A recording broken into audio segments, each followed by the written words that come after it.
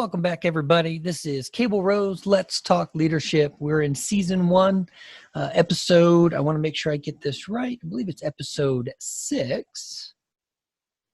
Episode 6 of our Star Wars, Clone Wars leadership lessons. So I appreciate y'all coming back. Got a new graphic for today because it kind of ties into what we're talking about. So I've got the option to change it. So let's do that.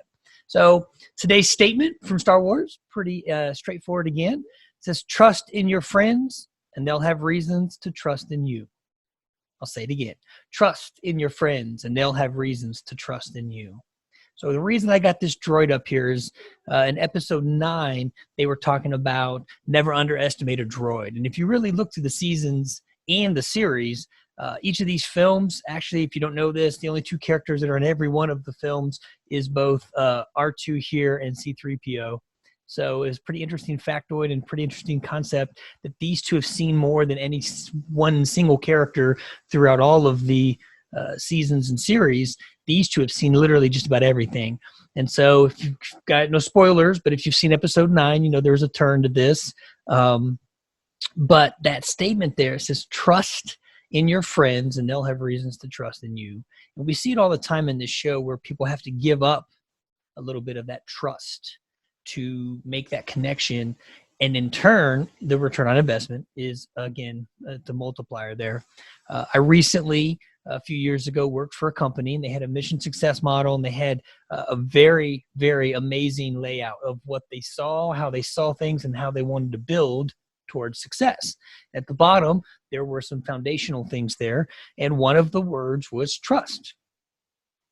One of my coworkers had a hard time engaging in a conversation about trust, because what is trust really? When we start to look at it, what is trust and what does it actually mean? It means a little something to everybody, maybe a little different to everybody.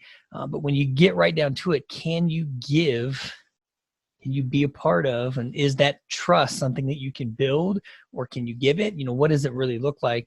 Everything else, when we talk about soft skills, again, this mission success model, and then part of that foundation, the word trust, it's only one that you can't quantify. You can't put into something. You can't give a chart on it.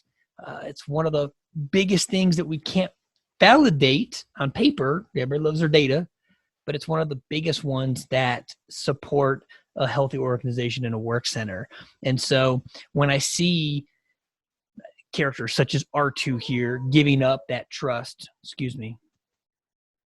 no bark. My dog's sassing me. But if you see this R2 and you see C-3PO and you see the characters, not just these 2, but the characters throughout all of these, how they engage each other, the level of trust is unbelievable, what they do for each other during this show, these series, and these stories. It's the same thing in a work center. Some of the highest functioning, capable work centers are the ones where they trust in each other. I used to be able to go into an office with a coworker of mine, and he and I could throw down. We could have some verbal words and different ideals. But in the end of it, when we opened the door and we walked out, we had a game plan, and we trusted in what we decided upon, and that we were intended on each other's actions and reactions to what we were just doing. In all my career, I'll never forget. Where's Mully? If Mully's out there listening, Russ Mully, he was Mullins was a peer colleague of mine in the military, and I'll never forget the day I came in, pew pew pew, guns blazing, thinking I'm going to save the world, and Mully had to pull me into an office and throw down with me, and enlighten me, give me a lot of feedback, and gave me a lot of insight as to what was going on around me.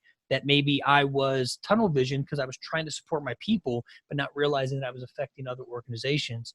And Mully pulled me in and he goes, hey, this is it. Like, this is what it is. And this is what's happening. And it was eye-opening for me. And after that moment, I would jump off a bridge for Mully. Mully was a great guy. I still keep in touch to this day. Our Instagrams and our socials, we still keep in touch. But I respected that a lot, and I gave a lot of trust to Mully after that, and I heeded a lot of what he said from that point on, and it was something that needed to happen for the 2 of us. But it doesn't come. I can't put it on a chart and tell you, go trust somebody. It can't be. It's something we build at and we work at. So again, I'd like to hear about your thoughts. What are some of the ideals? What are some of the things that have happened to you where either you've seen trust as a positive thing and it helps you guys come together, or someone breaks that trust and it kind of pushes us apart? So again, leave some comments, leave some feedback. By all means, I appreciate y'all's inputs. I get quite a bit of feedback as I get through these videos. But to you guys out there in Never Never Land and TV Land, I appreciate y'all being there, and I will catch you guys on the flip flop. See ya.